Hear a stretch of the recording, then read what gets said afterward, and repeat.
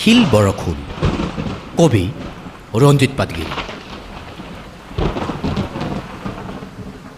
সিদিনা শুকুলা মেঘবোৰ বিষাদত ইমানেই কলা পৰিছিল যে টিঙৰ ছালত টোপ টোপকৈ বৰষুণৰ টোপাল সৰিছিল।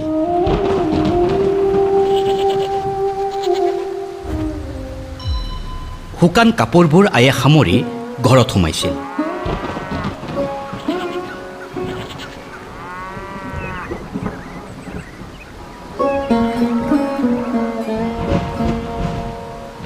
আধা ভিজা ছাগলীকেইটা দৌৰি বাৰান্দাত উঠিছিল।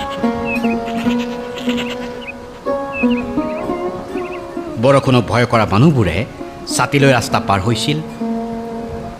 লাহে লাহে বৰষুণ ইমানেই ধাৰাসাৰ দিছিল যে বৰষুণ দিছে বুলি ক'লেও কোনেও শুনা নাছিল।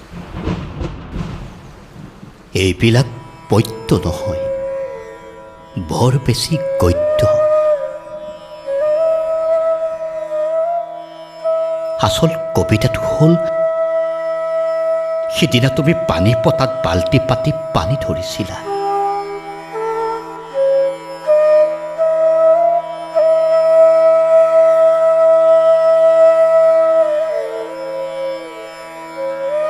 দুঘৰাত বহি বৰষুণৰ শিল বুটলিছিলা।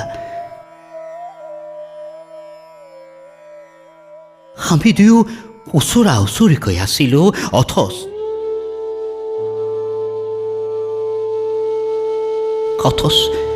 তুমি এবাৰো ভবা নাছিলা যে যাক তুমি বৰষুণ বুলি ভাবিছিলা মই এচপৰা মেঘ হৈ উচপি আছিলো সিদিনা।